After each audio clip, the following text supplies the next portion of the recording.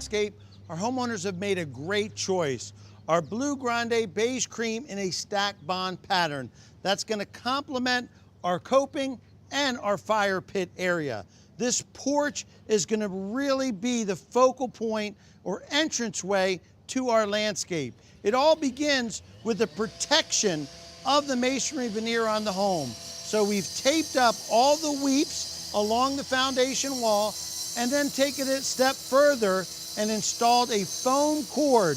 That foam cord is taped temporarily around the foundation wall, and that will make sure that we maintain an air gap between our cut units and that wall. So air and water can circulate. We won't have any problems with our home.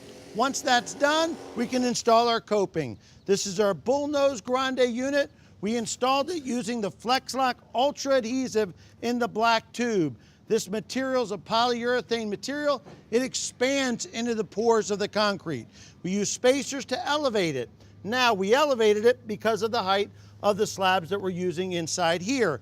We could have also used a mortar. If we would have used a mortar, we would have used something like this masonry cord, and we would have installed it below the coping so that water can still escape and no bugs can get in. But with this adhesive, it's really easy. From there, we installed our gator fabric, and that is a poly-spun, non-woven geotextile fabric.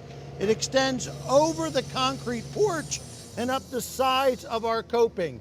So it keeps our bedding material from migrating into any future cracks in the concrete and keeps our sand from migrating out as water flows out into the environment. Our bedding material, C144 Mason sand. Why did we choose that? We only have a brooming of that material, less than 1/4 inch. So washed concrete sand, number 8s, 89s, or number 9 stone, have too large an aggregate and will cause our slabs to rock. We don't want that. So we've laid our slabs on top of that bedding layer, pre-compacted. You can see that it's slightly elevated so that the units are sitting about 1/8 of an inch higher than our coping, so water sheets off into the environment.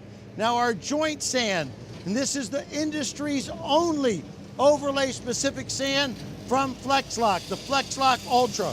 We're going to use this sand following the directions on the bag, sweeping, wetting, blowing off any excess, and we're going to get very close to 99% runoff. Any water that does saturate will enter our bedding layer and off into the environment. The only thing we need to do is to consolidate those joints simply by tapping them with a rubber mallet. This porch overlay is really progressing on schedule.